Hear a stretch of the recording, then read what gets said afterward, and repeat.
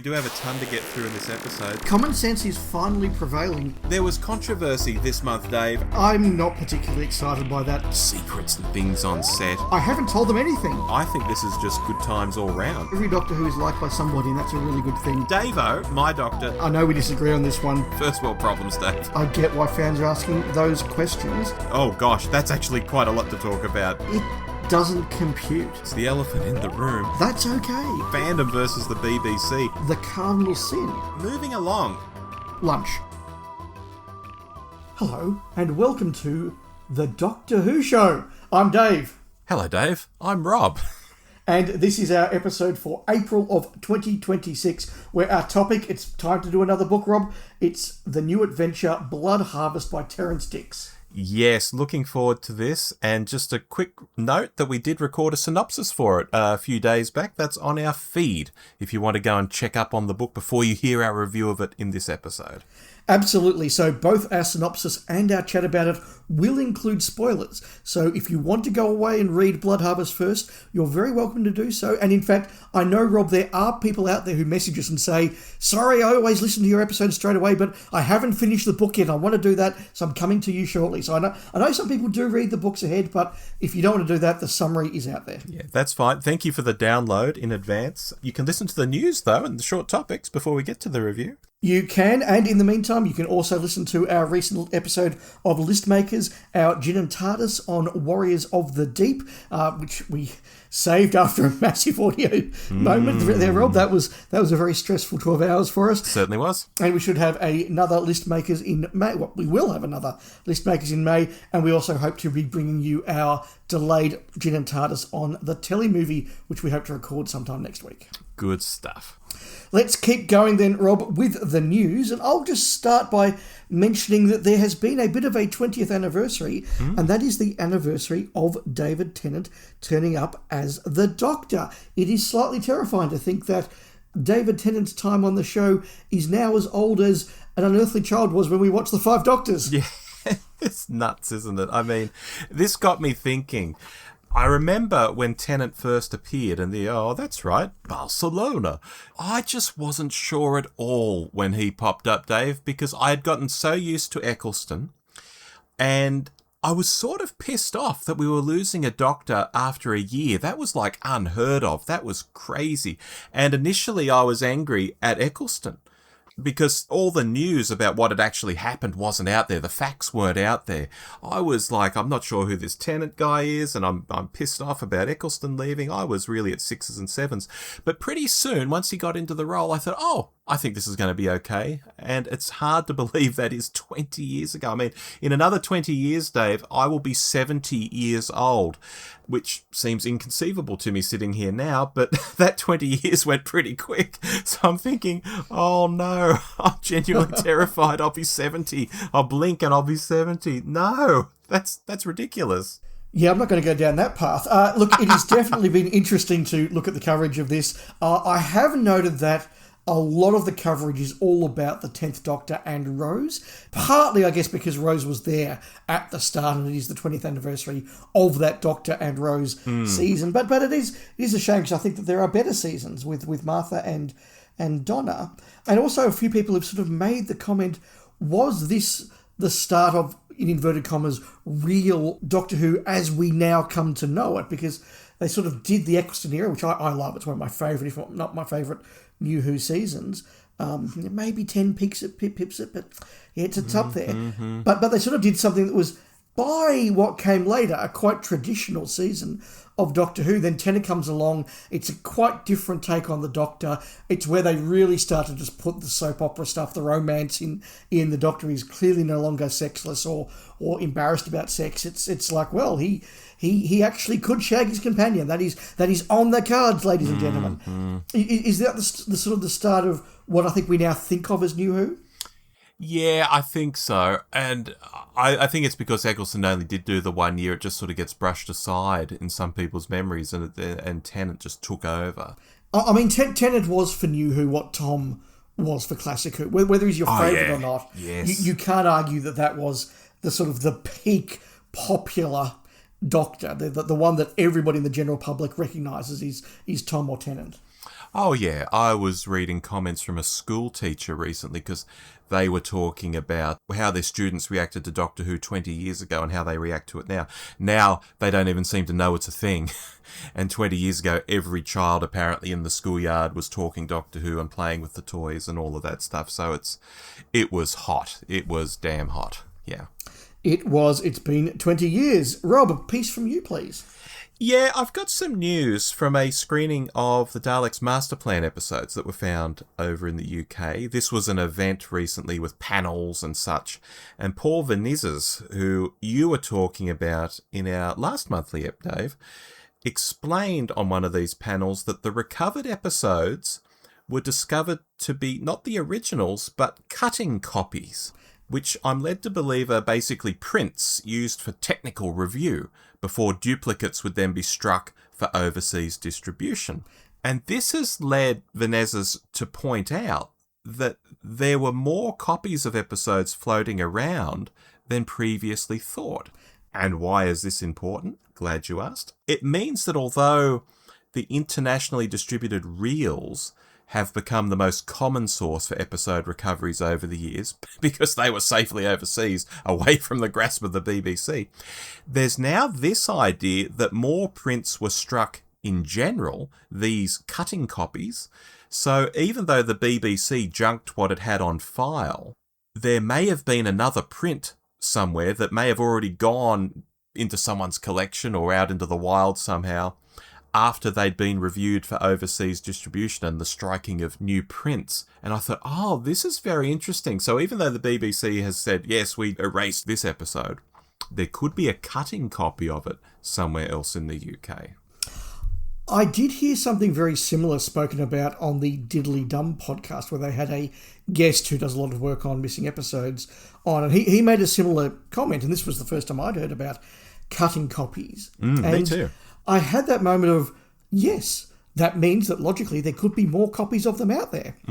I then had the moment of, if there are all these cutting copies out there, why haven't we found them? So I think that it's definitely positive news that some of these things are out there, and we've heard the rumours is too soft a word. We know there are other episodes in other collections out there. Maybe this makes it more realistic that there are a few more than we thought. But I guess, to be a little bit more realistic, if there were these dozens of cutting copies out there, why have none turned up until now? Yep, that's entirely fair. And as we mentioned on the last episode, maybe these ones turned up. Maybe they fell into someone's collection because they were Dalek episodes. Someone saw value in that. Yes. Whereas someone may have seen a copy of, I don't know, I hate to say it, but something like The Massacre and gone, oh yeah, some historical thing. Ugh. And just let it go in the bin. I don't know. But at the same time, the flip side of that coin, Dave, is 60 plus years later, episodes of Dalek's Master Plan were sitting in someone's loft or, in their cupboard, and they were found. So things are sitting out there with people. No, they absolutely are, and there is every reason to be optimistic, but cautiously so. Yeah, we're not going to get everything back, folks, that's for sure.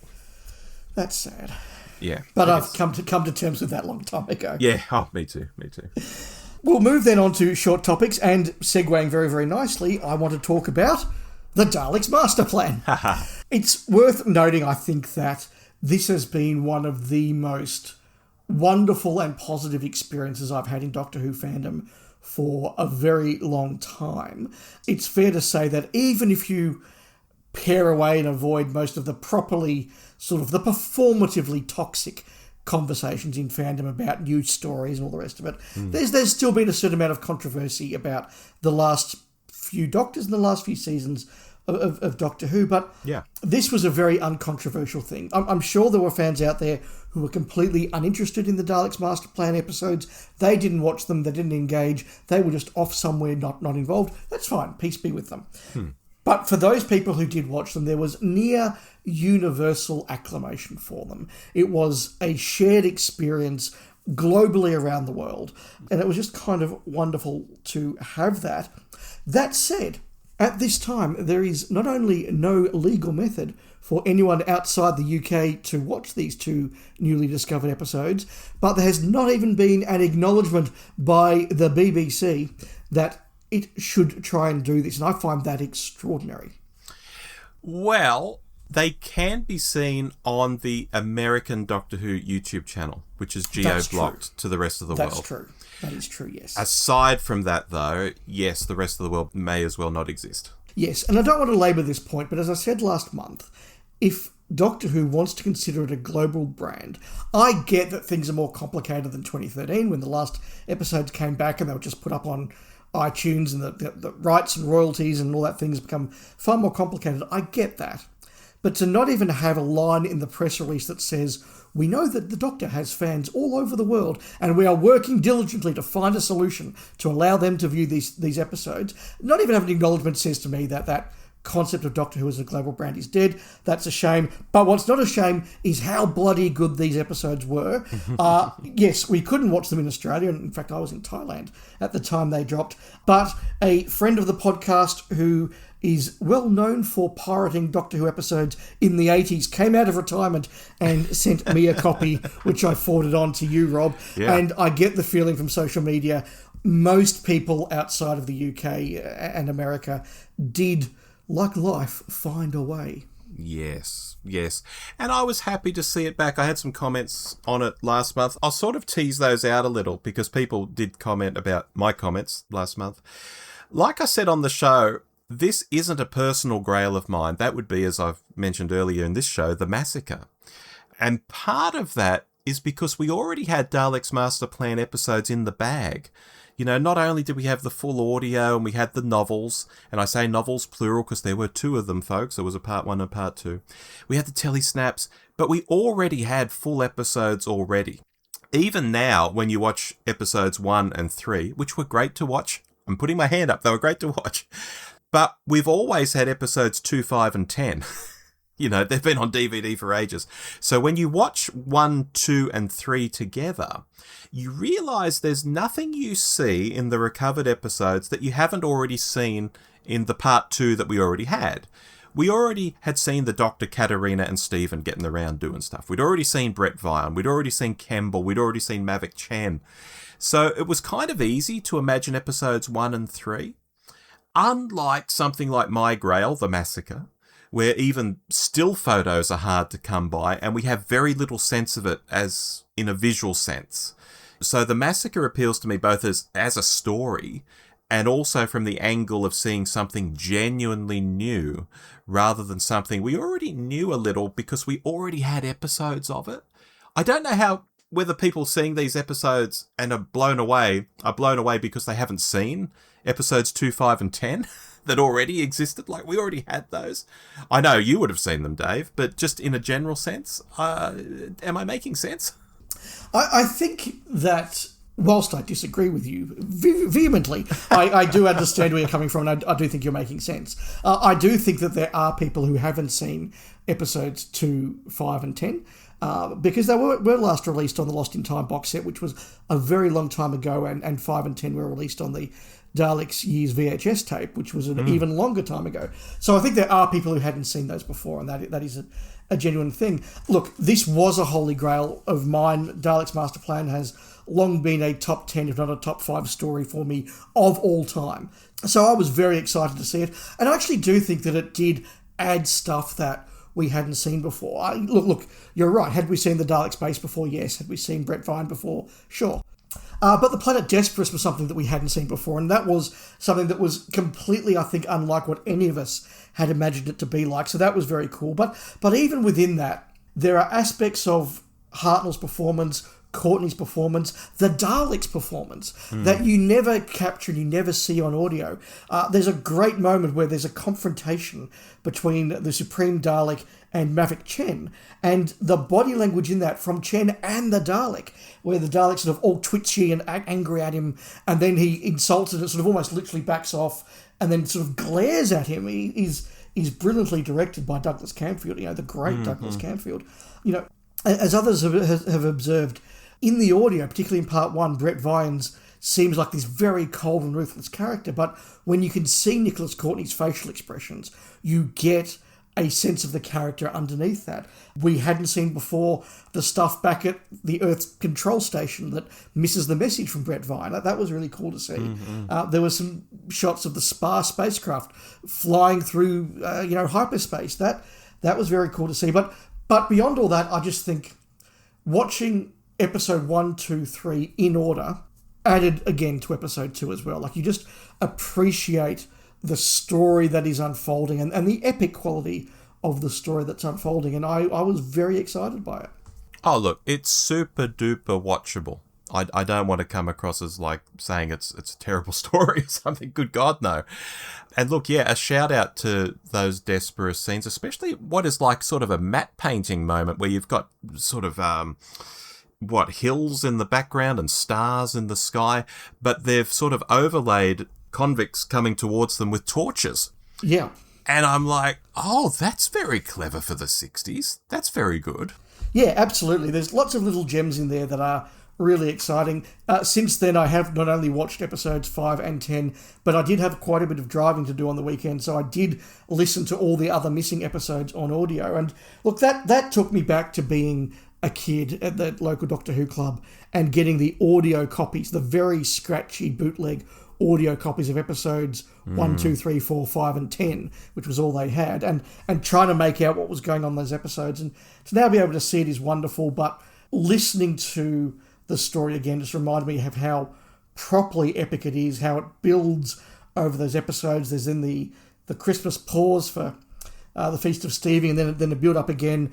And listening to episode 12, The Destruction of Time, I reckon that has to be a contender for the most brutal 25 minutes of Doctor Who ever. That is just, it sounds epic. The final confrontation with Chen and the Daleks, the activation of the Time Destructor, the agony that the Doctor screams out in, the death of Sarah, the destruction of the Daleks. Like, it sounds epic. And now that we've seen just how brilliantly Douglas Camfield has directed those episodes that are available, I could just imagine how good that must have been depicted. So, look, this is the happiest I've been as a fan for many, many years. It is wonderful. I was ecstatic.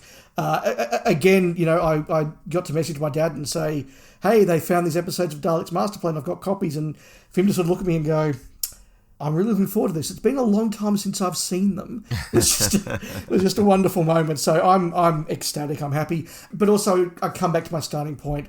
It's been wonderful just to see fandom so united in joy. Yeah. Yeah, and I'm happier than I probably seem too. I'll just say that. No, fair enough. But no, look, I do get what you're saying. And you're right. A story that doesn't exist at all would be a very different sort of thing as well. Yeah. Come on, the massacre. Come on. Come on, Mythmakers. Marco Polo. Dave, I've got a topic here. It's just an observation, really, that I think it's been really interesting to be you or me this past month or two. By which I mean, you're long on the record as saying Hartnell is your favourite Doctor. As a kid, it was the Pert, but as an adult, it's Hartnell. And this is in spite of the quite strange characterisation of him that's been in fandom and even in the show itself, thanks to the likes of Moffat in recent years. And you've just brushed it off largely because, well, you've actually watched the content and some of the people who give opinions on him haven't. And for me, on the flip side, Davo is my Doctor. It's in our show's credits. Yes, it is. Yes, I'm getting somewhere, don't you worry. And on top of that, I've also long said my favourite 60s companion is Stephen from The Blokes. You've often said your favourite companion is Dr. Liz Shaw. Is everyone still with me? Okay, good. Yep. Because my observation is this. Over the past month or two this year, with the Daleks Master Plan find, the release of Season 21 on Blu-ray, the amount of comments like, gosh, Hartnell's really good. I'm really surprised. Or, I didn't realise Davo's final season had so many bangers. Those comments have been through the roof. And there's been a trickle down to people seemingly discovering Stephen for the first time and realising he's really good. And most bizarre of all, Character Options has just announced an action figure of Liz Shaw. And I've seen fans who are suddenly commenting on her like she's the greatest companion ever. When rewind a month or two, she'd have to be one of the least spoken about companions. So I just think this has been a really weird 2 months to be you or me in terms of our likes with Doctor Who. We seem to be flavour of the month. I have noticed the same thing as well. It's really interesting that you've raised it, Rob, particularly about Hartnell, which has been a delight for me because, as you say, I've been there all along. I'm just waiting now for the ADRIC reevaluation, but we'll get there. I think that something that I don't always appreciate is that I have seen every episode of Doctor Who that exists. Yeah. And the last episode that I saw, well, other than the Daleks Master Plan 1 and 3, were previously missing episodes, and I think the Underwater Menace Part 3, even though it existed, was one of the last ones I saw, and that's 20 years ago. So for most of my adult life, I have seen all of Doctor Who that exists. I grew up with repeats of multiple Doctors, and I had the VHS tapes off air, the VHS tapes bought. I bought every story that came out on DVD. I've bought every story that's come out on Blu-ray. I have seen every story multiple times, in some cases, like Invasion of the Dinosaurs, probably 100 times across my life. Very much skewed towards my childhood, but like literally. So it sometimes is a moment of wake-up for me when people say, oh yes, I haven't seen this story. I'm like, what? And then you remember that not everybody bought everything, not everybody's watched everything. Yeah. Not everybody was involved in a local fan club where you could tape swap and get copies of particularly 1960s Doctor Who. So it is a reminder to me that there are very large missing holes in a lot of fans' experience of the show. And so yes, as you see those holes filled, they suddenly reach conclusions that we reached 20 years ago, but they're only reaching now because it's the first time they've seen them. And fair enough, and welcome to the party. Yeah, it is a similar phenomenon when the Blu-rays come out. I see people like, oh, wow, where's this story been all my life? And I think, well, it's been on DVD. It's been on VHS. There are dodgy copies on Daily Motion you can go and stream. It hasn't been hiding.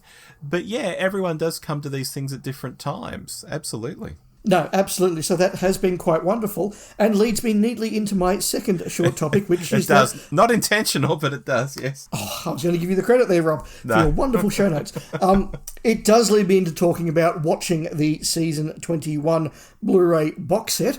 Of course, when it did arrive in Australia at my office that night, we sat down with the guys from Gin and TARDIS. We watched The Warriors of the Deep. That was fantastic. We had a lot of fun doing that. But since then, I've gone and watched most of the other stories on there. I did skip Awakening because I watched it a few months ago for Gin and TARDIS. And I haven't got to the Twin Dilemma yet, again, because I watched it quite recently for Gin and TARDIS. And I don't feel the need to watch it again for a while.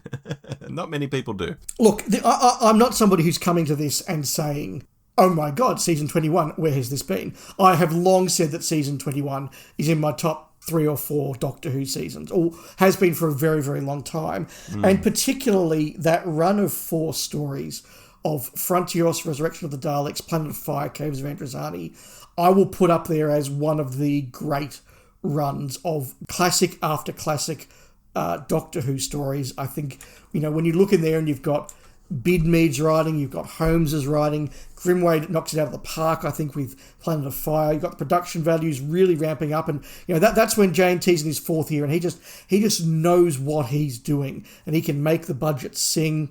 I've said before, it's the season where Eric Saywood has, now learned his craft. He's now learned what works, what doesn't work, and now he's delivering a coherent vision for a season and delivering the season that he wants to deliver.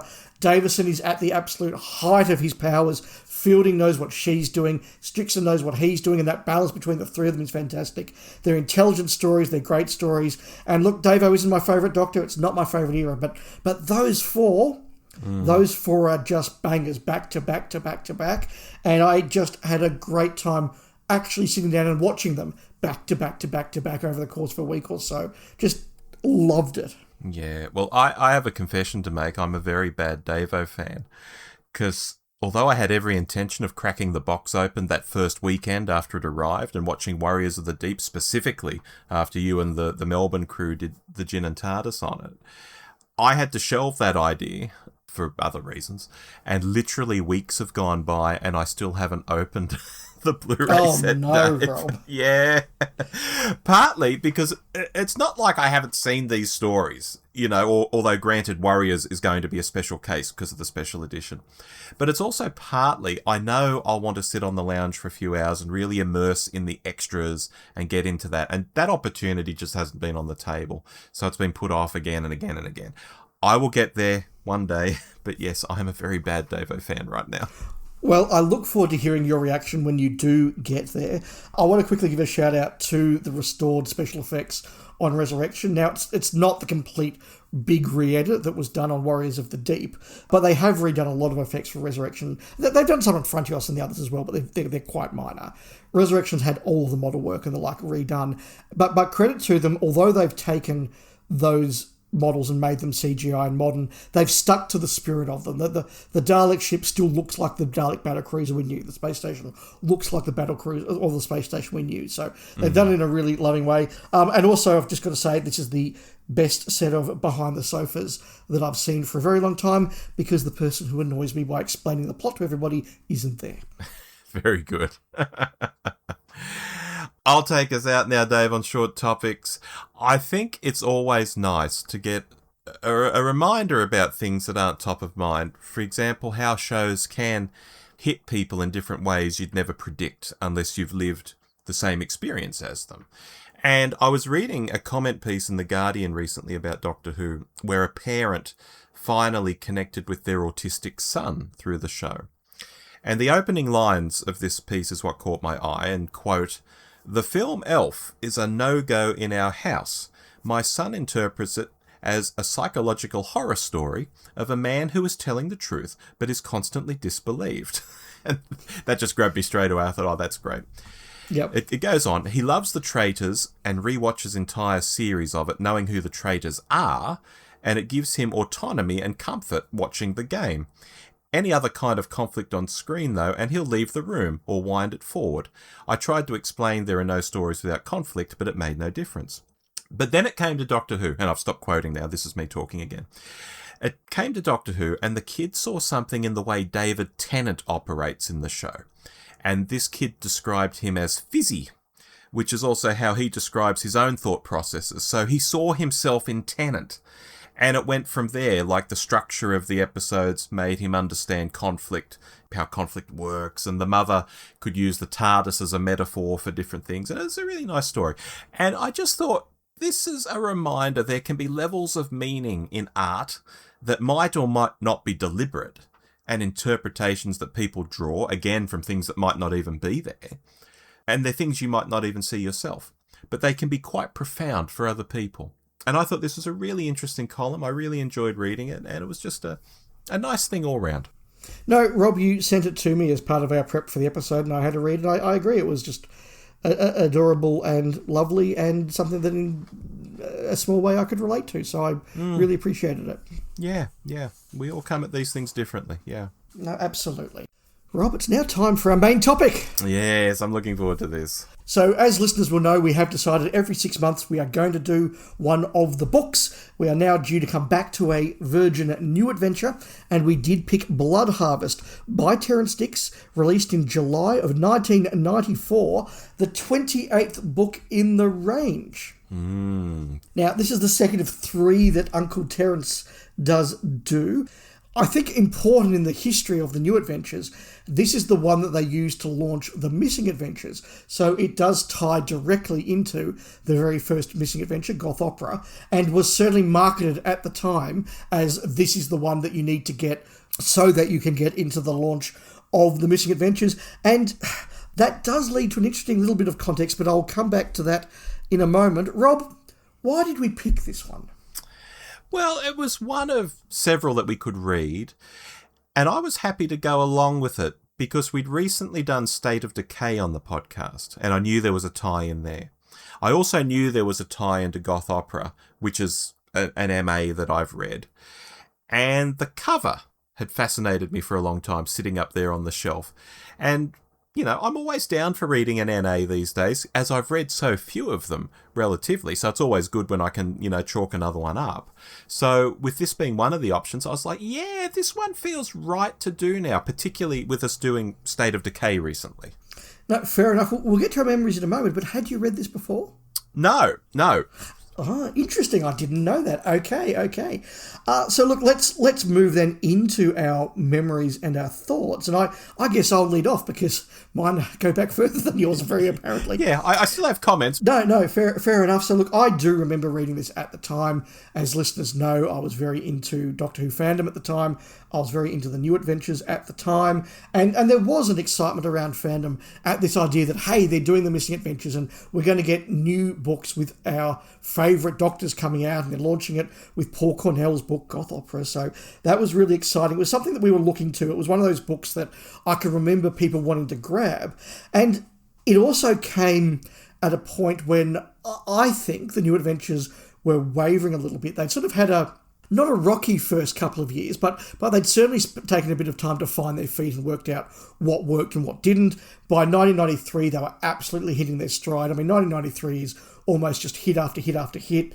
They end with the alternate history cycle, which in my view is just 5 really good books. Some glorious, some just fun, but 5 really good books. And then you sort of notice them struggling a bit in 94, trying to work out what they're going to do. And I suspect there's also an element of saying to their best writers, hey, we're about to launch the Missing Adventures. Could you please go away and write me the first few issues of that, so that there was slightly less experienced talent writing for the New Adventures in the lead up to it. Into that, suddenly, you throw Terrance Dicks. Exodus is one of my absolute favourite New Adventures. It's in my top 2, top 3. So it was really exciting to get Terrance Dicks again. I remember that being a moment. I remember it all being a moment. And I remember enjoying it at the time. What's interesting, though, is that I've read this twice before. Once back in 1994 and once probably about 4 or 5 years ago. Okay. And I still walked into this one thinking, this is the one that's in Chicago. And there's a bit of stuff elsewhere and it finishes up on the Vampire Planet or something. But I was like, this is the one that's in Chicago. And you look at the blurb and it's all about the Doc's bootlegging in Chicago. And so it was actually quite surprising to me to realise how little of the book is actually about that. But that was my memory going in. I guess because that's such an unusual thing for him to be doing, it stood out perhaps. Oh, absolutely. But they're my memories. What are yours, Rob? Well, obviously I had no memories going in, as there were no memories to be had. But in terms of thoughts going in, I was absolutely curious about how the tie-ins to State of Decay and Goth Opera would work. Particularly as, I had already read Goth Opera, so I've already read the thing that this was tying into, so I've sort of done it the wrong way around. And I'd also read the blurb on the back, and half of it is about Al Capone and a private eye, and I'm thinking, how on earth does that tie into State of Decay or vampires in general? That honestly piqued my interest reading that. I was thinking, is this really the State of Decay? Have I got this wrong? This doesn't sound like it's a tie into State of Decay. This is in Chicago, for God's sake. Exactly, yes. So keep us going then, Rob. This is the first time you've read Blood Harvest. What was your initial reaction? Dave, when the book started, I was in two minds, I've got to be honest. On one hand, I could see Uncle Terrance was doing a kind of hard-boiled detective novel. You know, the kind of thing you'd see a film noir based on. And I was thinking, oh, this is neat, this is clever, this is fun. And, oh, okay, we're doing Al Capone, who's all, hey, let's have lunch and get along. We can all make some dough, you know, you guys.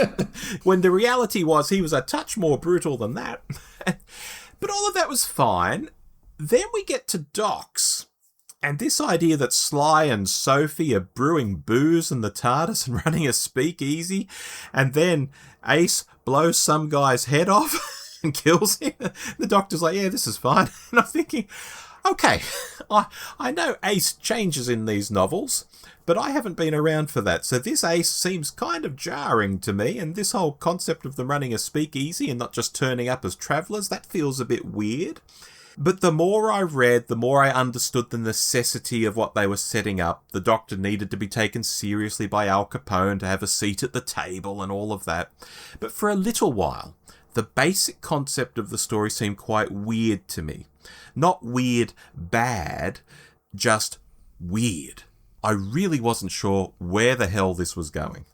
Interesting thought. So look, this was the third time I've read it, first time in a few years.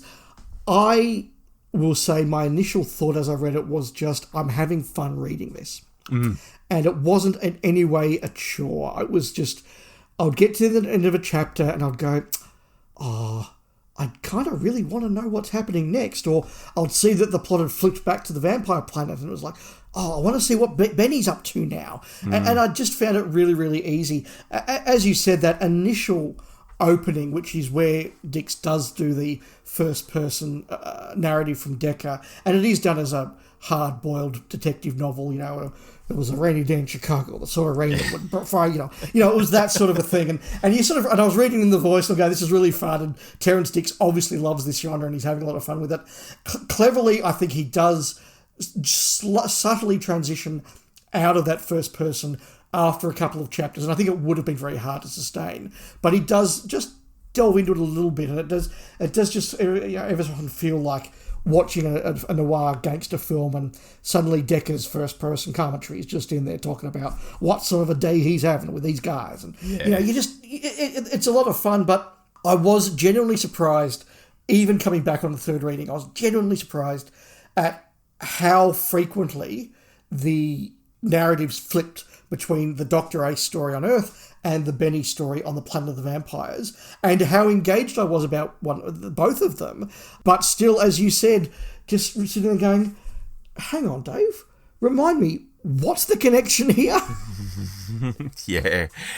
Yeah, and look, we can't underplay Terrance's writing style is just very good. I mean, he's had a lot of practice at this point in his career. It just zings off the page, and the chapters are very short. And that just gives you that page-turning quality, that this is very easy to read. Oh, I've hit the end of a chapter. I want another chapter, because that was short and it was so easy to read. And you just start zipping through it.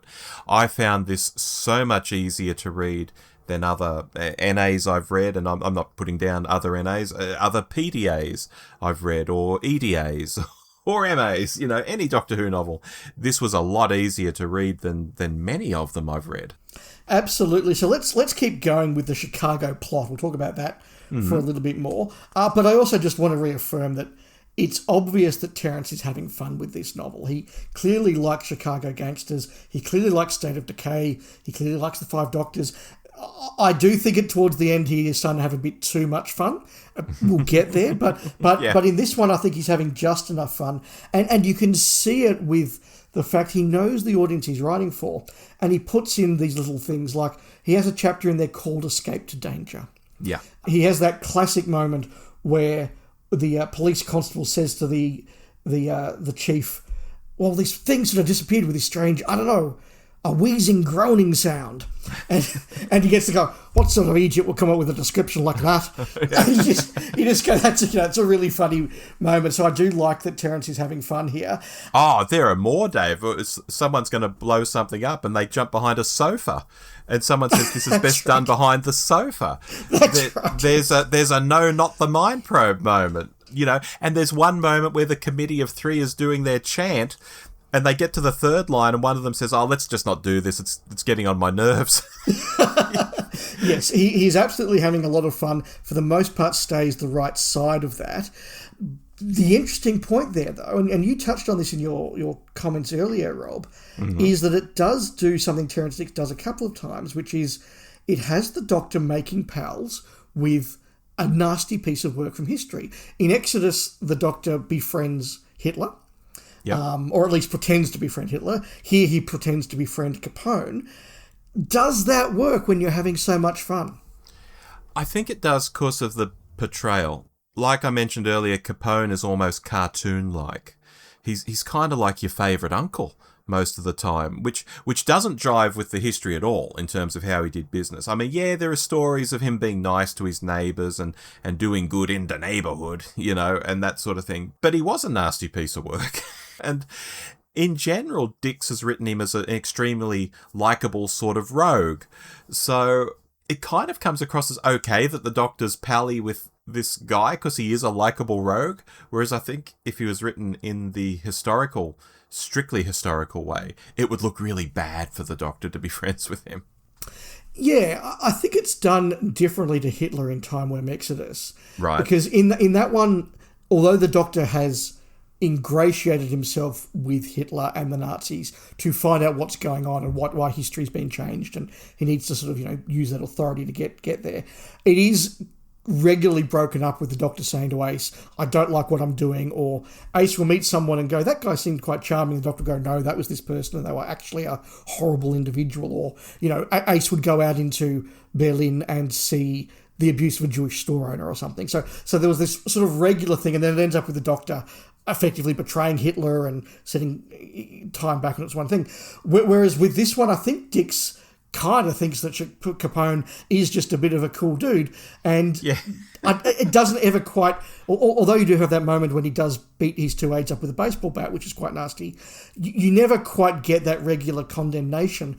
And even when they I'll just jump in there. He's under the control of Agonal when he bashes their heads in. Yeah. Yes, exactly. So you never quite get that condemnation. And even though Dix does regularly remind us of the nasty crap that Capone got up to, because it's sort of done in this boys' own adventure, shoot 'em up sort of romp, you almost don't realise that actually Capone's body count was pretty horrific, because it's just part of this Chicago film noir romp. Yeah, that's right. Whereas the Capone here is like, yeah, you guys can have the north side, he'll have the south side, we'll divide it all up, we'll all make money, it's all great. No, that's not how he operated at all.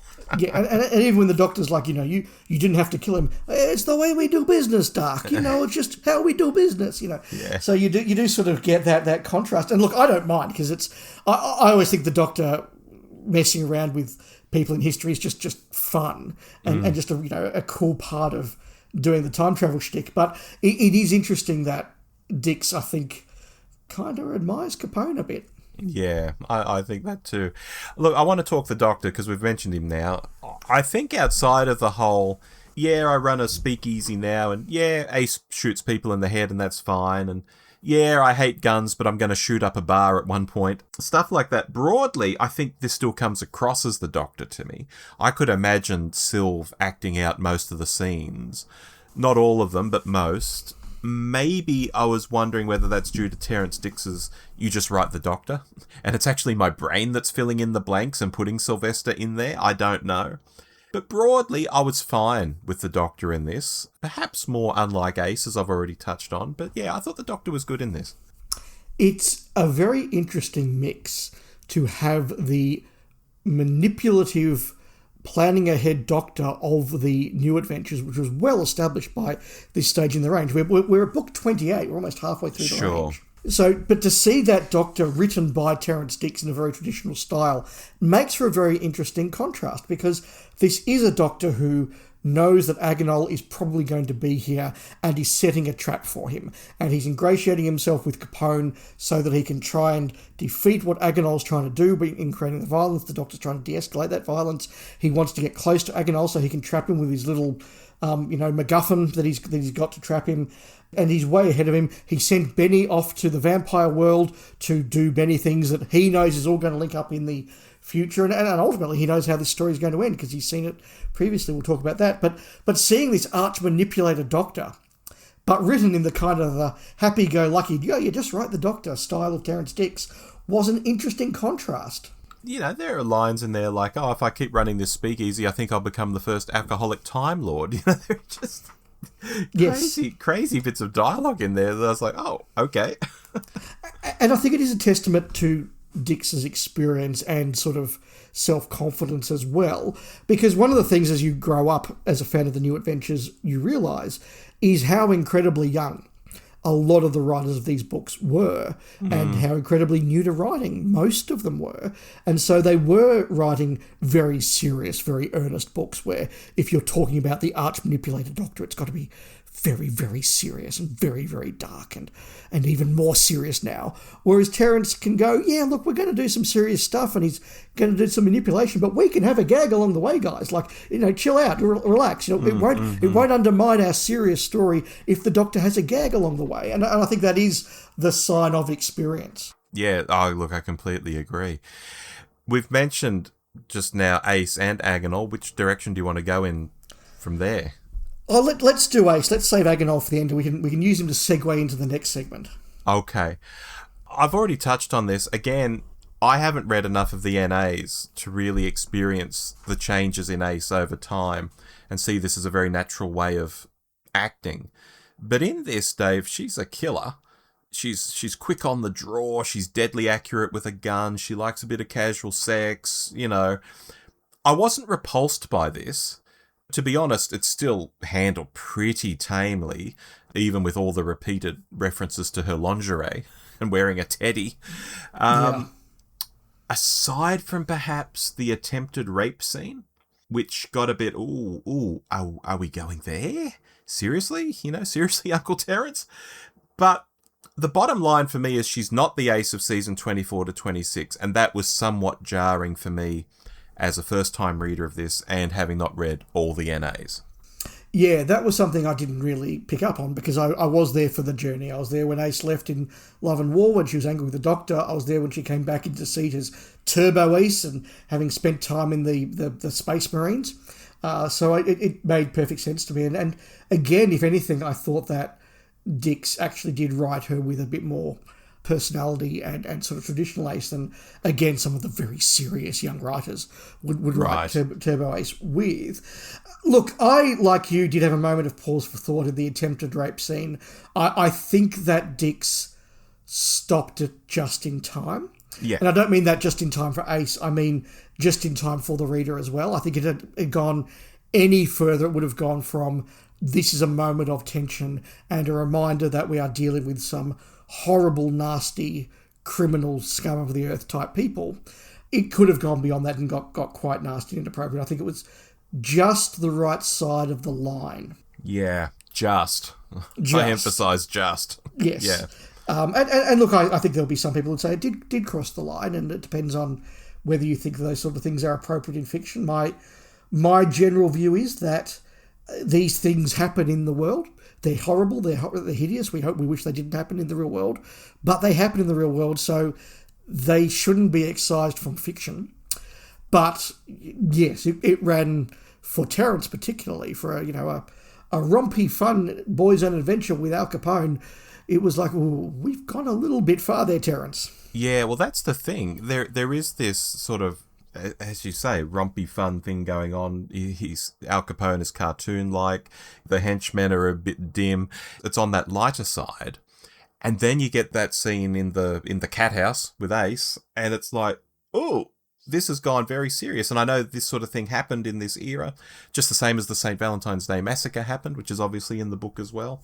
But we're sort of treating this it's gone very dark. Yeah, and I mean, there are other moments in the book. I mean, there are some innocent people who are gunned down quite brutally and quite graphically. Dix does actually go into quite a bit of detail about the St. Valentine's Day Massacre, and although I think he gets the dates a little bit screwy to try and match him with the rest of his plot, the sort of the details of who was there and how it went down and who just got away in time, that was all pretty accurate. And there is that moment when sort of multiple people are just gunned down in cold blood, and you go, yeah, okay, another reminder that this is not fun, rompy adventure. This is nasty, horrible, psychopathic, mass-murdering killers we're playing with. Yeah, he has the guy, the mechanic working on the truck, who gets pulled into the lineup for the massacre and shot, and his dog's there. And that happened. There was a guy who was a mechanic who got shot, and his dog was there. The police had to put the dog down because the dog had witnessed these people being massacred, and it went crazy. So he's got all those little historical details in there, right down to the guy's dog being there. Yeah. Character we haven't talked about is Dekker. I really liked Dekker. I thought there was a good balance between that character that we're very used to, that turns up in every Doctor Who story and aligns themselves with the Doctor, and he's hanging out. He's the local that helps the Doctor around, but with enough sort of moments of, hang on, Doc, I'm a private investigator. I've got to earn a living. I've got to do. Like I did sort of like the moments when you go, he's not just a complete Doctor stooge. He actually is still going, no, Doc, come on, hang on, I've got a living to earn here. I liked it, but again, just a fun character. Yeah, the scenes narrated by him are a joy. particularly the early ones. I think Terence put a lot of effort into the early ones because he narrates bits and pieces all the way through the book, but never with quite the same colour as those early paragraphs. And he is kind of the cliche private eye with the heart of gold sort of trope. So maybe he's not super original, but the way the words just flow on the page and you think you're reading a 1930s detective novel at times. You know, whenever the story was from his perspective, I was really up for it. And in a novel where I was basically up for everything, because the writing is just so effortless across the board, you know, it says something really special about the Dekker scenes. Yeah. Yeah, no, look, it was really, really good to read him. He was a great character. But I just thought the way the tension ramped up here, the way that things slowly got out of the Doctor's control, which is always good to read in a new adventure. I thought the way the climax built up here was really, really good. And that, I think, brings us to Agonal. Dix is just gently throwing this character in. What is it? How is it working? What's it want? And it just reminds you that, again, although we're having this fun boys' own rompy adventure with Al Capone and hard-boiled detectives and shoot-em-ups and all the rest of it, there's something sci-fi and Doctor Who-y going on just almost at the edge of your vision. Just there. And I think it was just a really nice way to slowly bring that character in and really not explain anything across the whole of the Chicago part other than the Doctor wants to capture him with his MacGuffin.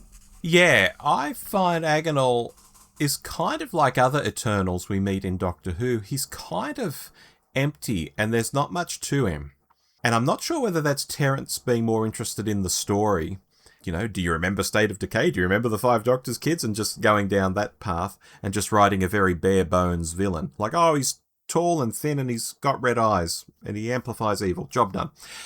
Or has he actually put a lot of thought into what Eternal types can be like? And that's perhaps why they feed on people and emotions. They're sort of parasitic. I think Davo says they're parasites in Enlightenment, doesn't he? It sounds like something he'd say, yeah. Yeah, I think so. Yeah, look, I thought that the introduction of Agonal in the Chicago thread of the plot was very, very well done. I don't necessarily think that the payoff was particularly well done. Shall we move now to the vampire world, Rob? Yeah, let's do that. Your initial thoughts on this plot, what would you like to talk about? Oh, well, let's go with the big one. I think something everyone mentions is how in State of Decay, K9 scans the world. And there's the tower made out of the rocket, and there's the village. And that's it for the whole planet. And that seems weird. It doesn't make a lot of sense, but it's stated in that story to be, this is fact. This is, K9's telling us this. Then in this, Terence has other villages and other towers. Not saying that they're rocket ships, but there are other towers. There are other lords. Some of them are vampires. There's other villages. There's a whole world spread out over some area. And I don't know whether he's just forgotten the original concept and written a bigger world than he did once before, or whether he's thought about it over the years and thought, yeah, that was a bit of an odd idea, and so he's tweaked it to be a bit more realistic. Or whether he just needed some other characters and other locations in order to tell the story, so he just brought them in, like, bugger it, I don't care. Because one thing's for sure, it's not, the village has just grown over time. Because there are people from State of Decay in this story. We're only like 10 or 20 years past State of Decay. Yeah. So I found the world building was better. It was a more interesting world than in State of Decay, but it was different to State of Decay.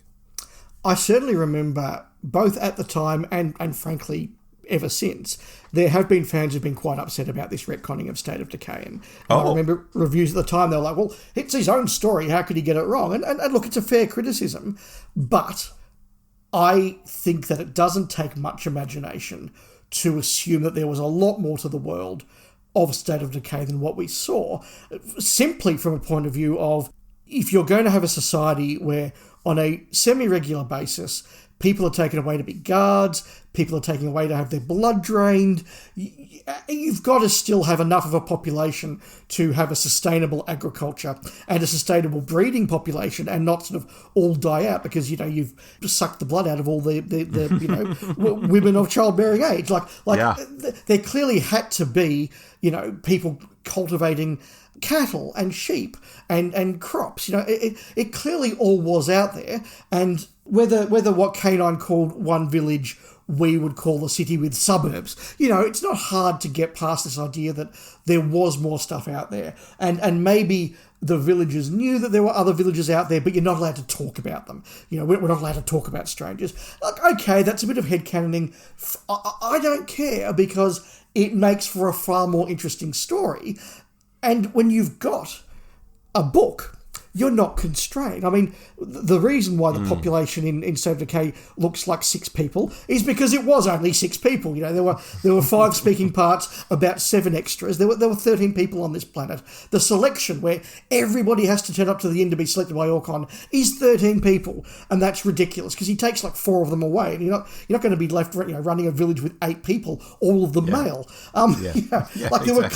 There were clearly a lot more people. There clearly had to be hundreds of people out there if this was a colony that can sustain itself for hundreds and hundreds of years. So they clearly existed out there. How you organise them, I don't care. But we now have a book where we don't have to pay extras by the head, where we don't need to build sets for every new village we go to. So Terence does go, great, the spending caps are off. I'm now going to write multiple villages, multiple lords, blackguards, you know, a pub teeming with people. And why would you not take that opportunity? Yeah, all very fair, and I think the world is better for it. Yes, no, I agree. This is obviously Benny's plot, and I think this is one of the best uses of Bernice Summerfield that we've had for quite a few books at this point.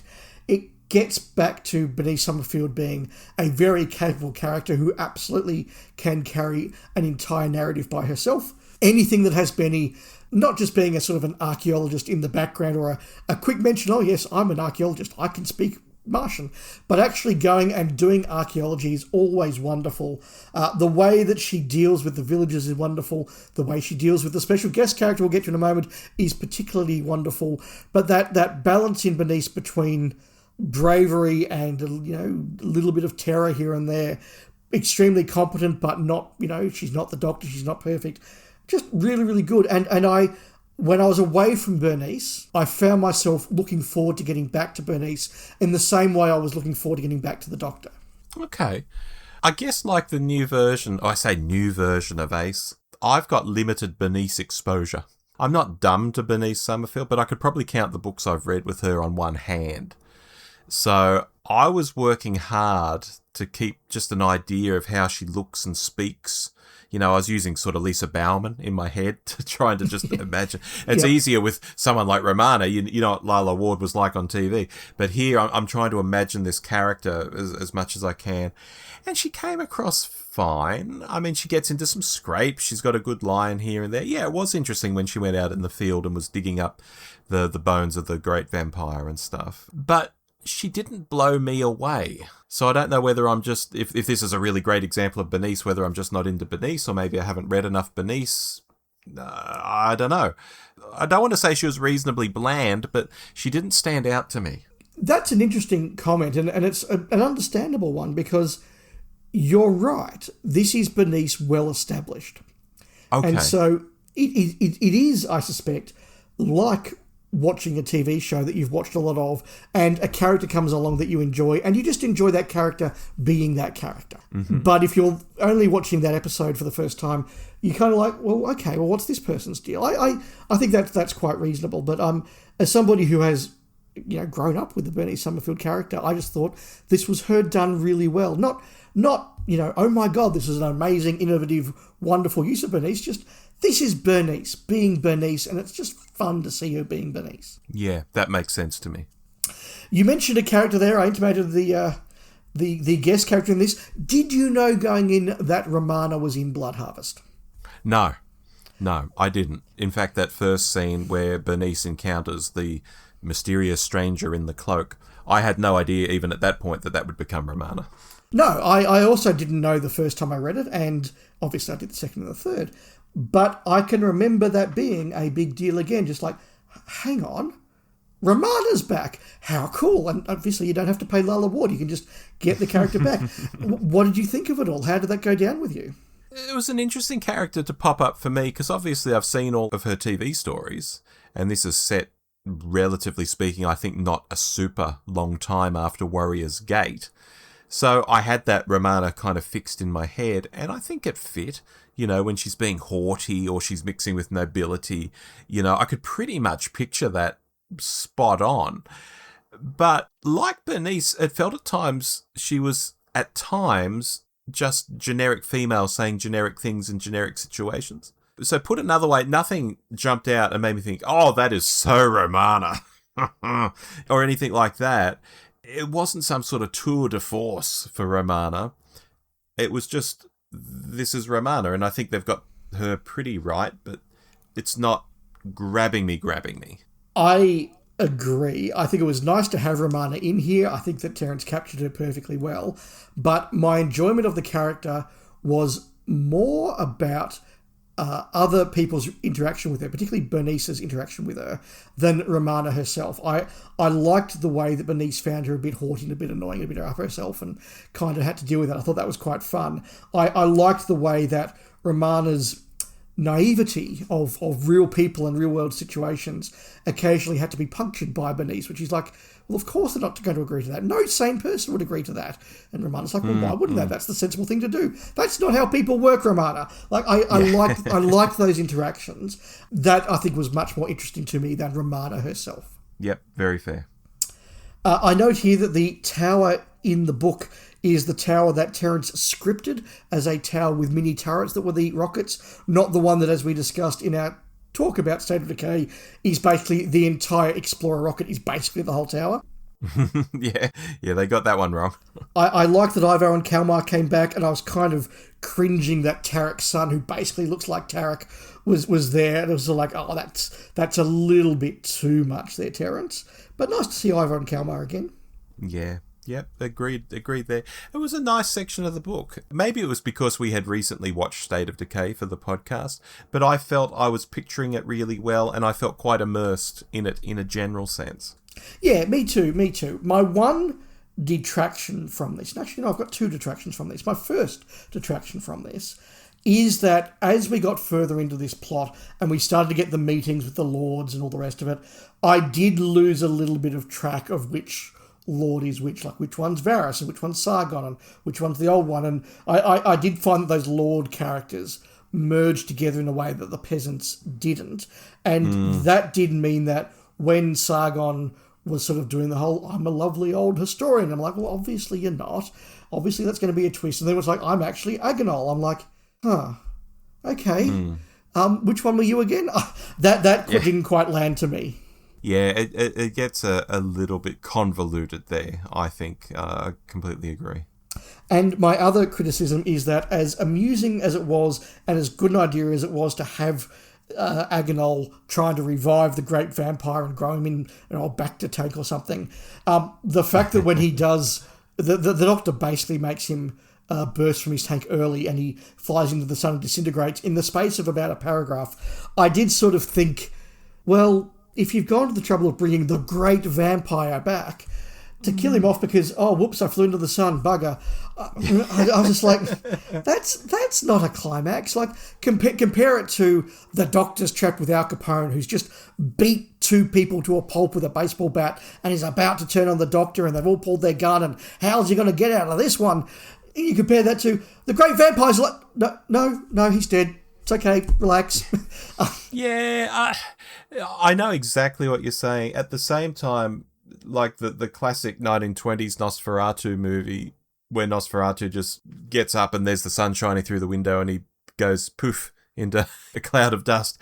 That's a pretty abrupt ending as well. So it's kind of almost a vampire trope for him to have gone out like that in such an easy way. And I'm sure, Dave, in Buffy the Vampire Slayer, there are scenes where we think some vampire's going to do something really big and nasty, and Buffy just stakes him while he's still talking. And it's kind of like an anticlimactic thing, but it's sort of funny.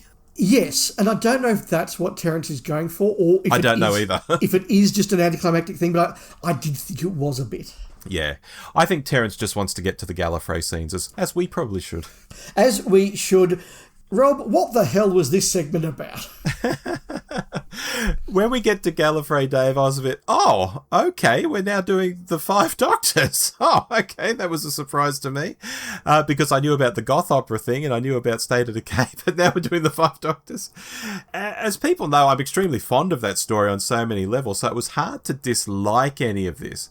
But I do think the Gallifrey segment is the weakest part of the book, which is a shame because it's like the climax of the book. Strongest is Chicago, without a doubt, then the Vampire Planet, then Gallifrey. It almost feels like Terence goes on autopilot when we get there. Like, oh, yep, there are the bad Time Lords, here are the good ones. There's the room from the Five Doctors with the harp. Now we're on the time scoop. Now we're in Rassilon's tomb. And Rassilon wins the day and has some jolly banter with the Doctor. That all felt very autopilot. I agree with all of that. I definitely felt like this is where Terence is having a bit too much fun. Right. Yes, he's having fun going, I'm going to do the bit with the harp again, and I'm going to have Chancellor Flavia turn up, and hey, you know, I really like Robert Holmes' writing, I love Deadly Assassin, let's have good old Castellan Spandrel back, everybody. That sort of came through as maybe being a little bit more fun, but it is worth making as a side comment. Clearly, Dix does love The Deadly Assassin and Robert Holmes' work there, because everything else he brings back in this book is from his own work. But then he goes, I also want to touch base with The Deadly Assassin. I want to bring Spandrel back because, my God, Robert Holmes wrote good characters, and let's steal from that. I think that's kind of a lovely extra thing that he did. But as well as having lots of fun with that work, you also get this feeling that he's like, I'm going to have my three villains be three kind of shit Time Lords. And they're not going to be particularly effective. Their plan's going to be stupid. They're just a bunch of sort of college dropout. Not even college dropout. They're, you know, daddy's paid for me to go to college. I'm a bit of a ditz. You can sort of see them being played by Rick Mayall and Nate Edmondson. You know, a sort of foppish, or, you know, and Hugh Laurie and Stephen Fry, sort of foppish idiot characters. And I think that although Terence is having a lot of fun with this idea of, I'm just going to have these really dumb, stupid, useless Time Lords who are terrible as villains, kind of like Buffy had in season 6, I think it was, where they just have, let's just have three really useless villains as the main villains. And it's kind of fun, but I don't know, is it too fun? Well, I was going to say, I think they're smart. Yes, they're terrible as villains, but I think they're smart. I think they get called out as being really good temporal engineers, and that's how they've managed to get the time scoop going again, because they're kind of good at that. So they're kind of smart but kind of dumb at the same time. Maybe kind of book smart but not come up with a really good plan for the rest of the story. And even the fact that they have this really tiresome chant that is so wanky and so tedious that even, as you said, Terence makes a joke about it. Well, they get sick of it themselves. That's right. Well, I mean, and that's clearly metatextual. I just think to me that says that Terence knows these guys are kind of losers, and that's a funny idea, but I don't know it makes for a dramatic climax to an otherwise really engaging book. Well, their comeuppance is Rassilon literally tells them to take themselves back to the capital, you know, unaccompanied, and hand yourselves in, like they're naughty schoolboys, basically, you know. And I was a bit, really? That's how their story ends up? Rassilon just rouses on them. Oh, go back to the capital, boys. Off you go. Well, yeah, and it comes after their big plan to resurrect Barusa, the great, evil, powerful Barusa. And I think Terence maybe has regretted what he did to Barusa in The Five Doctors. And then they're like, they free Barusa. And it's, oh my God, they freed Barusa, this maniacal, crazy Time Lord that went nuts in his last regeneration. And they're like, Lord Barusa, lead us to victory. And he's like, you know, guys, I've had a lot of time to think. Yeah. And it's like, that's a nice idea, Terence, and it's a good redemption for a character that we all love. Is it the best climax to a book, though? Oh, no, not for me. Yeah, that's entirely fair. But, look, that is only the last 30 pages, and even though I don't think it quite works as an ending, I don't mind because I'm still having fun, and I'm still turning every page. I'm still going, you know what? Another chapter. Another chapter. Yeah. And at the end of the day, this is like watching State of Decay or The Five Doctors or The Brain of Morbius. You know, it's just a story I'm enjoying being told. Not everything has to be the Caves of Androzani. And this isn't the Caves of Androzani. This is State of Decay. It is Five Doctors. And there's a place for that in the New Adventures. And so overall, I really enjoyed it. Yeah, I really like this. As I said earlier, Uncle Terence's writing is just really easy to read and to follow. And even when he does get tangled up in that finale that's kind of the Five Doctors sequel, I just went with it. And do keep in mind, though, when I say this, I can also read The Eight Doctors, which is another Uncle Terence special, and really enjoy that too, and not get bent out of shape like so many other fans do. So I think I'm just predisposed to his writing style and his favourite topics, and basically walking around in the same comfy slippers as him. I found this a lot of fun. I really genuinely enjoyed reading this. I presume probably more than I'd enjoy some other NAs. Oh, I think definitely it's better than some NAs, and some of the ones that are coming in the next few books after it are pretty dire. Right. It's a long time since I've read The Eight Doctors. I really should give that a go again, because I remember my reaction reading that when I was about 18. It was the reaction you'd expect an 18-year-old to have to that book. Well, it's Terence doing the greatest hits, you know? That's all it is. It is. But look, I've reread all of his New Adventures many times over the years, and quite recently too. Exodus, as I said, is a top 5 book for me in the whole range. I really enjoy Shakedown. If I said Blood Harvest is the weakest of his 3 New Adventures, that is not damning Blood Harvest. That is saying how much I enjoy reading Terence's New Adventures, which is an amazing thing for a guy writing for a very niche, very particular era of the Seventh Doctor, who started writing for Pat Troughton in 1969. Yeah, and who I imagine was very different to most of the other, if not all of the other authors in the range. He would surely be he would easily be the most experienced writer in there. And then you're looking at somebody like a John Peel, maybe, that would even come close to rivaling him. Most of them were men and one woman in their 20s. Yeah, exactly. You know, lots of those authors, their first book was a Doctor Who book. Mm-hmm, yeah. And you know, Dave, before we wrap up, there is one thing we've teased a few times in this conversation we haven't actually got to, so we should address it. And that's how this ties into goth opera. Yes, or some might say doesn't really. And indeed, I remember there being a certain amount of criticism at the time in fandom about this, because this was sold as we discussed at the start of the episode, the big linking book, which was going to spin off into the Missing Adventures. Well, the reason you should read the Missing Adventures. Yeah, and there was a whole big thing about, well, we've got Uncle Terence Dix, the sort of star traditional writer of the New Adventures, and we've got Paul Cornell, the sort of rising star, radical writer of the New Adventures, to do this really cool, seamless transition. In the end, what you actually have, though, is a very minor character from Blood Harvest stows away on the TARDIS, that uses that to be transported to Earth, and when the companions are like, oh no, we've got to stop that vampire, the Doctor's like, nah, dealt with that. Go read goth opera, and that's the limit of it. Well, there is one tiny other bit, which is Romana runs into a time lady who says, my name is Ruartha, blah, blah, blah, blah, blah, blah, or you just call me Ruartha. Sorry, Rob, I did forget that paragraph, yes. But then in goth opera, she's not even called Ruartha, she's just called Ruath. So they didn't even get the names to match. Yes, so the linkages between these two books are very, very, very slight. Yes. Look, but wasn't we had to enough. Mention it. Yeah, no, wasn't enough that a few people who might not have been wanting to read goth opera have gone, I want to find out what happened to Yavin and Ruath, maybe. But look, at least there is some link, but it is not nearly the big linkage that they built it up to be. That's right. That was fun, Rob. I'm glad we're doing these books every 6 months. I'm looking forward to the next one. Me too. Don't know what it'll be, but looking forward to it. And Rob, that now takes us, as is always the case, to our listener feedback. Yes. Do you want to lead us off, Dave? Why not? Our first set of feedback is about our last monthly episode, which was, of course, about the Torchwood story Children of Earth. Our first email comes from Jessica Peterkin. Hello, Rob and Dave. I was the person that suggested you discuss Children of Earth, and when you referenced me last month, I was thrilled to be anonymously famous on my favourite podcast. Ah, Thank you for reminding us, Jessica. Sorry we didn't name you at the time, but you're named now. yes. I love that Children of Earth finally delivered on RTD's promise that Torchwood is dark, adult Doctor Who fare.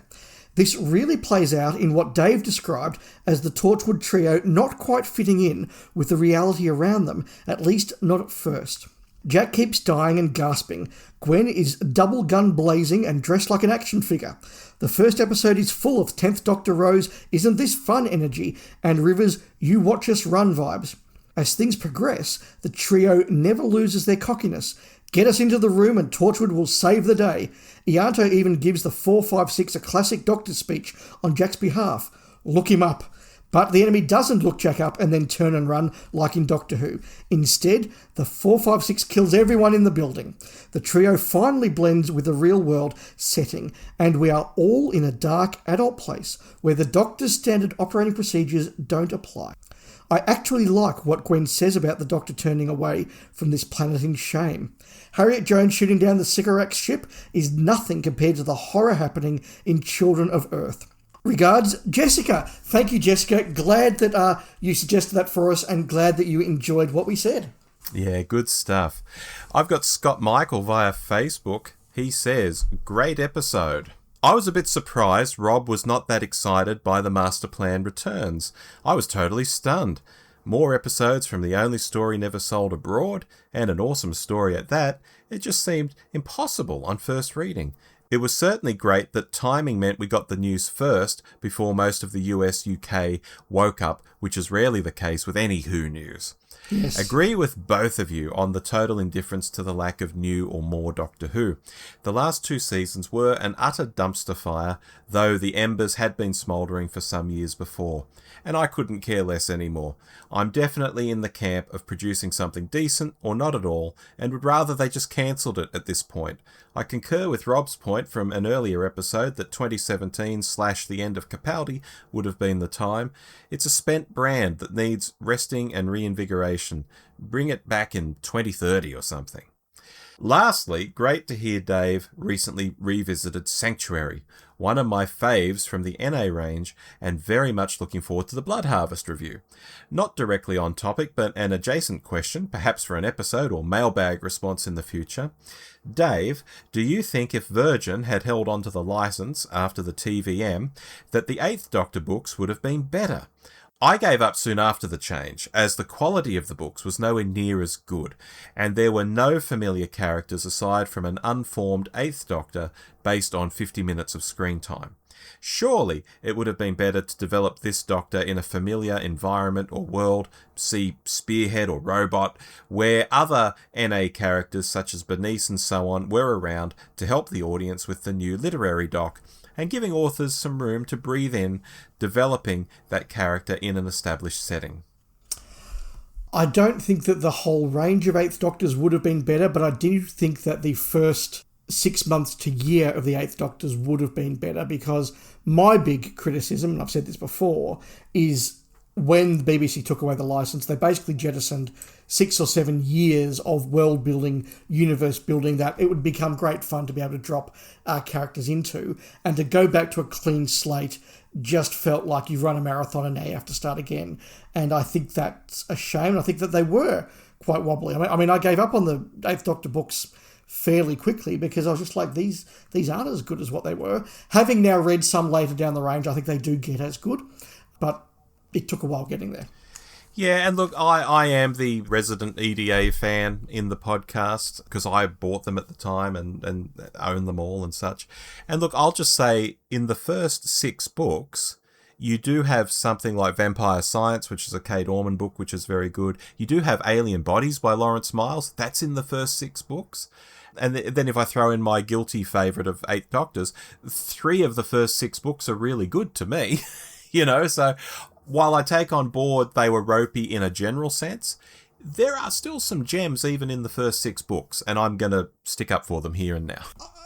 Again, it's one of those things that, you know, what you bring into it.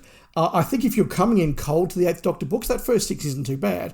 When you've just read 62 Virgin New Adventures and invested in that, to go back to, we're now restarting a franchise and we're going to start slow, it's a different experience. Yeah.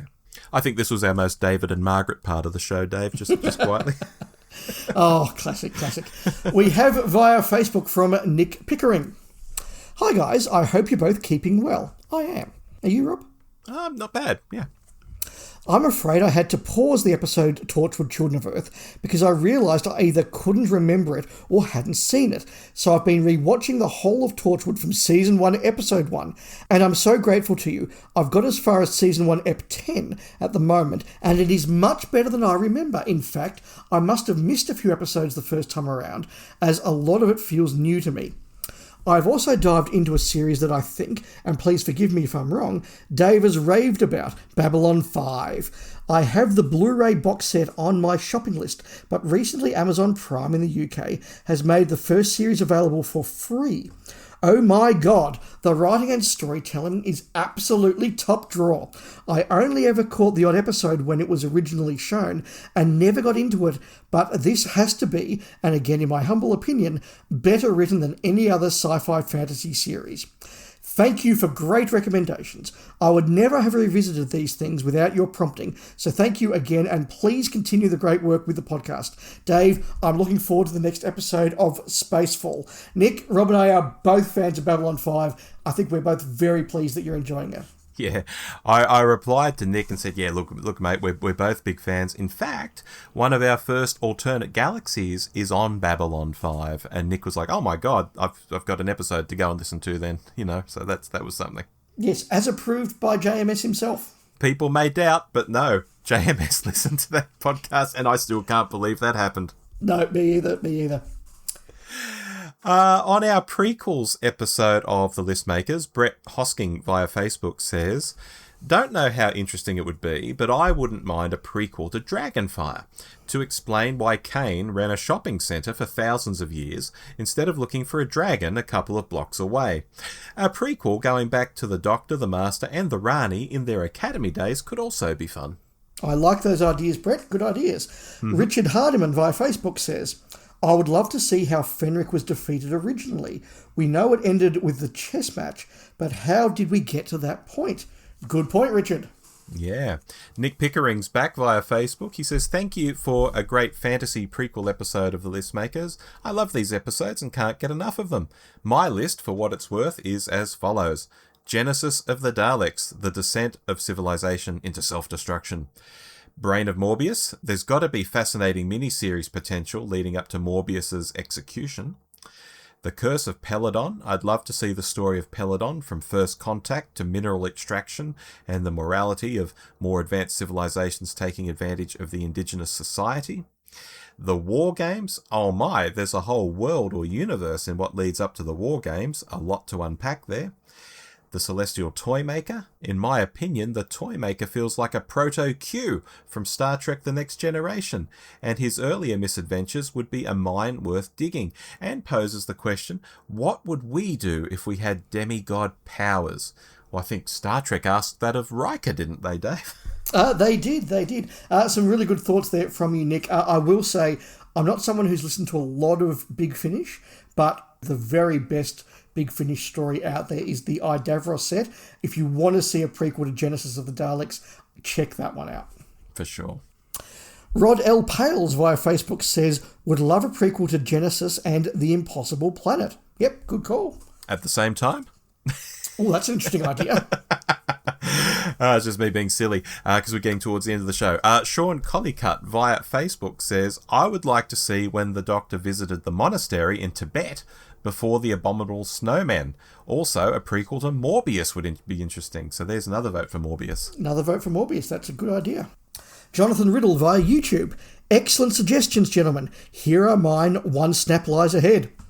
Number 5, The Three Doctors. I would have liked to have seen how Omega came to be, and then Rob suggested State of Decay, which is a much better idea. So consider this suggestion withdrawn in favour of Vampires vs. Time Lords. Yeah. Number 4, Time Lash. Watching this story always makes me feel like I missed a serial from Season 10, which is my personal favourite season of Classic Who.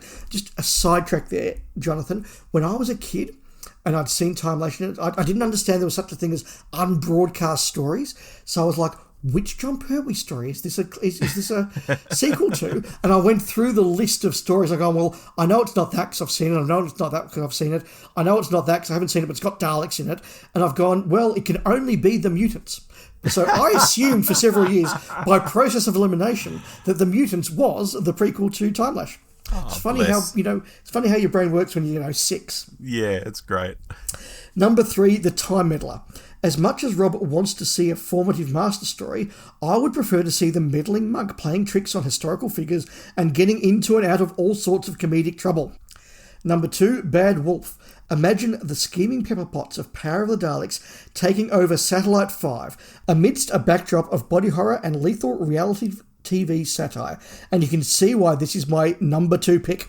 Number 1, Face of Evil. This one is the snap, and for all the reasons already illustrated by Dave in the episode. Your lists have my imagination humming. I never realised how much I truly want to see the cyber wars until right now. Hats off, and thanks for another entertaining and thoughtful discussion. Thank you very much, Jonathan. Yeah, it was a fun episode for us too. We'll then get to what have we been watching. I'll just quickly make a couple of comments. I have started but not finished Kessler, which is the sequel series to Secret Army. I went in knowing it didn't have nearly the reputation Secret Army did, and I have discovered why. For a really interesting premise, which is about finding a SS senior officer who's hiding in plain sight, 20 years after the war. They just make it slow and dull. And I cannot believe that Michael E. Bryant directed this. So I will finish it, but I have struggled. I have watched the Scrubs reboot. I was a big fan of Scrubs back in the day. And I will say that they have recaptured the mood and the style of Scrubs so effectively. I was quickly reminded why I got over Scrubs and moved on from it, because it is very, very the same. I also watched the Malcolm in the Middle reboot. Again, I was a big fan of Malcolm in the Middle back in the day, at least for the first few seasons. I think that's a bit of a mixed bag. I like what they do with Malcolm and his daughter particularly, and Frankie Muniz is just really good, and I hope he's got the acting bug back and we can get him back from racing cars, but that was okay. And I have got into All Creatures Great and Small Season 3, Rob, after a bit of a break after Season 2. This was very good. I'm glad I took the break, but it is definitely a different tone, as you suggested to me. It has got that World War I prequel episode you warned me about, and the build-up to World War II is very well done, but I did notice as well that my comment about the first 2 seasons, where it was like, every animal lives. We always have a good, jolly adventure and everything works out okay, unlike the original series. This was now back to, actually, no, things don't always work out, and I thought it was the better for it, and I have gone straight on to Season 4. Great. So you've seen my favourite episode from Season 3 with the horses and World War I, and it's just very sad in places. Yes, very, very brutal, and I think having established the sort of the happy-go-lucky world in part 1 to turn the dial down to a bit bleaker in 1939 was appropriate and what the show needed. So that's been good. Excellent. I've watched Paul McCartney, Man on the Run, which is a doco about when the Beatles split up and Paul went solo. I also watched, in a musical vein, Our Brother Hillel, The Rise of the Red Hot Chili Peppers, which Scuttlebutt said the band was very unhappy with, as they'd been interviewed about their original guitarist, who had a heroin overdose back in the 80s. But then what got created, the doco got billed as being their backstory, which they didn't think they were telling. They thought they were just doing the filmmaker a favour and talking about their friend. Not their former friend, their friend. I thought it was really well done, though. I thought it was a really beautiful documentary. I was here for it. It's about the start of the band, but that's because this guy, Hillel Slovak, was there at the start of the band. So if they're talking about him, they're also talking about the start of the band. I didn't see a problem with it. I saw Peaky Blinders, The Immortal Man, which was fine. But now that I've seen it, I'm not entirely sure it was necessary. And I think the ending to the TV series was good enough. It didn't need this movie as a coda sort of stuck on the end. I was just going to say, I did see that movie at the cinemas. It has tempted me to actually go and watch Peaky Blinders now. Hang on, what? Have you not seen Peaky Blinders, but you went to see the film? Yeah, sure. Really? Yeah. I did not know that. Oh, golly. Oh, you'll bloody love Peaky Blinders. Yeah. Okay, I'll make that. I'll make Peaky Blinders a pro. My work bestie's been at me to watch Peaky Blinders for ages, because his grandfather actually was getting around that part of the world, at that time and all that sort of thing. So he loves it. So no, Peaky Blinders is something I've missed, and I clearly need to watch. Yeah. Oh, look, my paternal grandfather was born in 1900. So in the 1920s, he was in his 20s. He had some brothers older, some brothers younger. There was about 5 or 6 of them.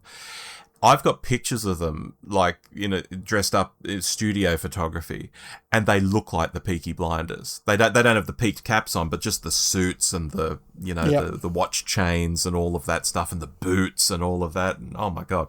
Anyway, I'll get on with my stuff. I digress there. I've been slowly working through One Piece season 2. Which is good, but I'm not as invested in it as I was in season 1, and I still can't put my finger on why. It's maybe just not as good. The Boys season 5 is starting to wrap up, and I'm kind of glad it's wrapping up, because for a long time now it just seems to be, there's a few superheroes who are horrible and everyone else is on the run.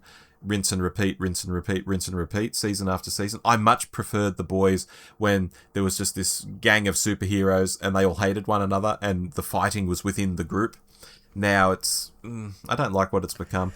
Yeah, I'm also watching season 5 of The Boys, and look, I'm enjoying it. It's good TV, but I am ready for this to be done. Yeah, the same. And finally, The Newsroom, which is another Aaron Sorkin series, because I've been on an Aaron Sorkin kick this whole year. It's great. It really is. I'm down to the last episode, literally, as I record tonight. I wish there was more.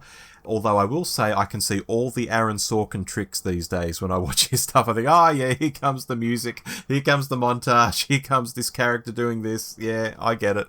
He sort of repeats himself a lot. I enjoyed The Newsroom when I watched it. I have watched it once since.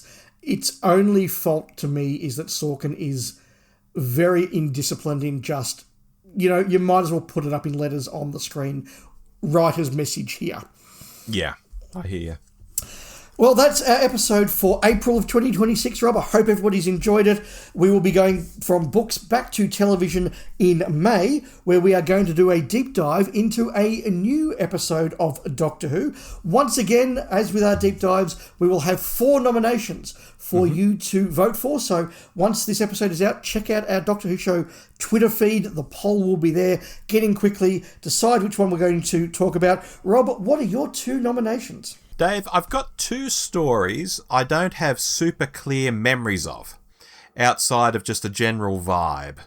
Basically stories I could only paint for you right now in very, very, very broad brushstrokes and not really explain the plots in great detail. So I find that an interesting thing to pursue. And one of these may surprise you, maybe both will surprise you. The first is from Smithy. It's The Rings of Akaten, Dave. Mm-hmm. The second is from Tennant, and it's Planet of the Dead. I would not have picked those 2, so no, definitely. Oh, look, I'm with you. I can't remember much about any of it. Planet of the Dead, I can remember almost nothing about, so that could be interesting. I have 2 nominations as well. I'm going almost all the way back to the start with End of the World. Oh, wow. And one that just doesn't get talked about much, and I don't know why, and I don't really remember it that well. The Sontaran Stratagem Poison Sky. Yeah, okay. That's one I've rewatched over the years. That's one I could tell you the plot to. Okay, But yeah, that... Okay, I won't say anything about it. Zip. No, so we've got an Eccleston, 2 Tennants, and a Smithy. So, back to the earlier end of the New Who. And listeners, you'll find out why we've skewed that way when we announce what we're doing in our June episode. But until then, I've been Dave. I've been Rob. And we'll speak again soon. We will. Bye-bye. Goodbye. You've been listening to The Doctor Who Show with Rob and Dave. Find us online by searching for The Doctor Who Show. We also love it when you write in. Drop us a line anytime at hello@thedwshow.net.